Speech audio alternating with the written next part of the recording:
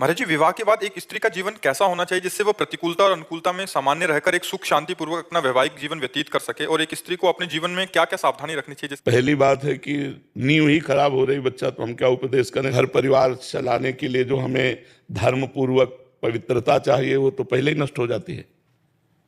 अब हम ये नहीं कहते कि नहीं होंगी या नहीं होंगे, ऐसे बच्चे बच्चियां होंगी जो पवित्र होंगे, लेकिन मुश्किल है। तो सबसे पहली बात, चरित्र पवित्र होना चाहिए। अब यहीं से नींव बर्बाद हो जाती है। और दूसरी बात, भगवत आराधना होनी चाहिए, और अपने पति को भगवान के रूप में देखती है तो उसका जीवन परम मंगलमय रहेगा।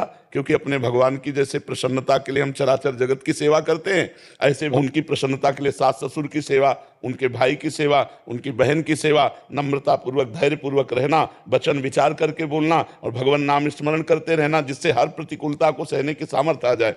अपने पति के सिवा स्वप्न में भी कोई और पुरुष भी है, ऐसी भावना ही ना हो, केवल पुरुष भाव अपने पति में ही हो। जो दूसरे कोटि की पतिव्रता है वो समान वाले को भाई, बड़े वाले को पिता, छोटे वाले को पुत्र के समान कभी पुरुष रूप में काम भाव से वो देख ही नहीं सकती है। हमको एक सिद्धांत सुनाया गया था कि धन नष्ट हुआ तो कुछ नहीं नष्ट हुआ, स्वास्थ्य नष्ट हुआ तो कुछ नष्ट हुआ, और चरित्र नष्ट हुआ तो सब कुछ नष्ट हो गया। तो चरित्रवान ही, चाहे पुरुष हो चाहे स्त्री हो, वही सदगृहस्थ है।